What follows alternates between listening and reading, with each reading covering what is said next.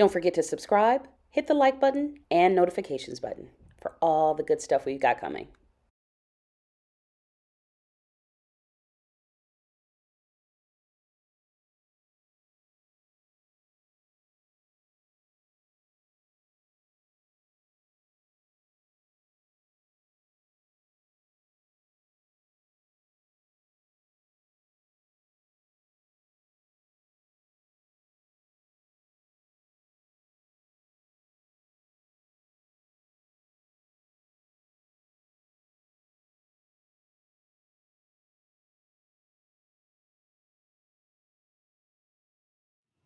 My first show at the Rep was in 1999, I believe.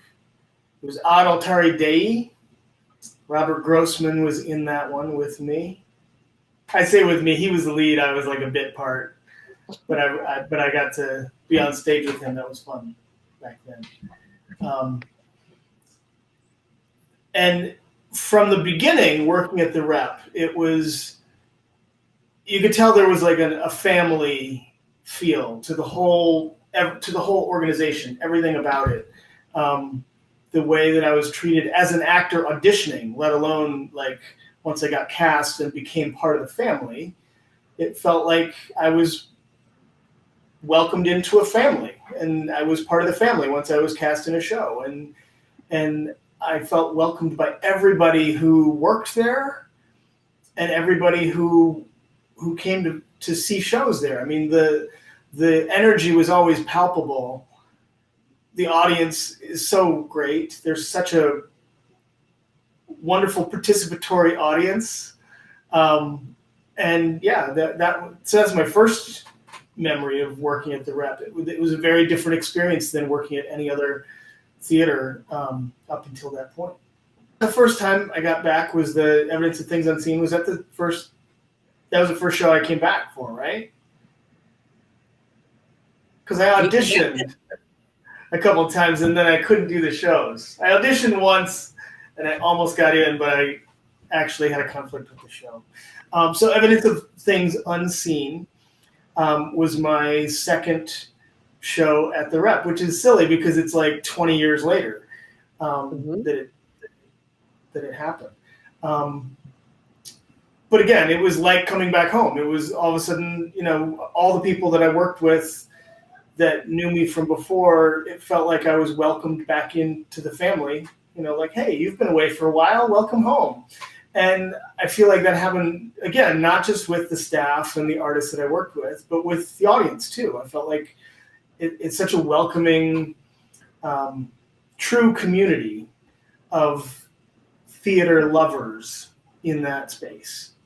And Evidence of Things Unseen resonated so much with, I think, everybody in that show because it was dealing with the loss of a mother and what happens after, during the grieving process, and then also what happens with not knowing people's full story. So just the subject matter of that piece, I think, resonated with everybody in the cast because we all had similar things happening in our lives at the time. And so, yeah, the place has always been incredibly special. And also because the fact that Leah's there now makes a difference for me. Because, Leah, you weren't there the first time around when I was there. You weren't a part of the theater then. And so that's an added bonus because I went to school with you, Leah, and it feels like we're old friends, old, comrades of theater in the old days, that being able to pick up a little from where we left off and actually work together and produce and create something, that's a special thing in my heart too.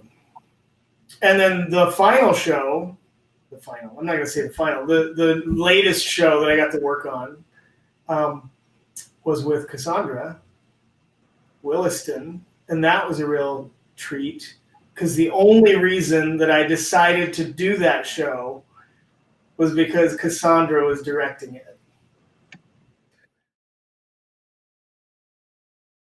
For you? Oh yeah, I've got something that I actually keep.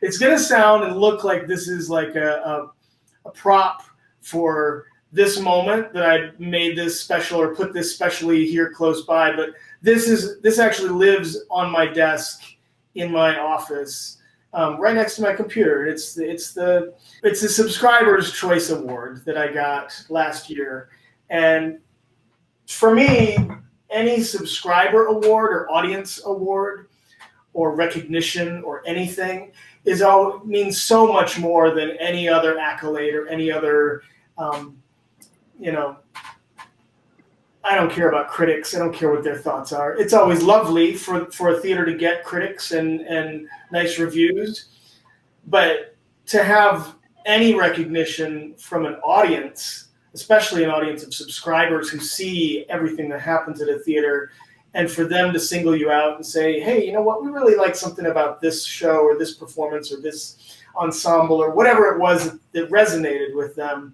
For me, as an actor, as a performer, that's always like the best feeling, is that you've got an audience that resonated, that saw something and cares about the craft and what we're doing here with the art. Mm-hmm. So, I think for that one, it's a little bit different because for that particular show, I was the bad guy, but I was also a likable bad guy for so much of the show that I think by the time it turns and you get to know his true intentions, the audience kind of likes him already. Like, he's kind of a goofball, and he's playing off like an idiot. So they've fallen a little for him a little already along the way. And then when the turn happens, they feel a little betrayed, but they still kind of like him, even though ultimately he's a horrible person.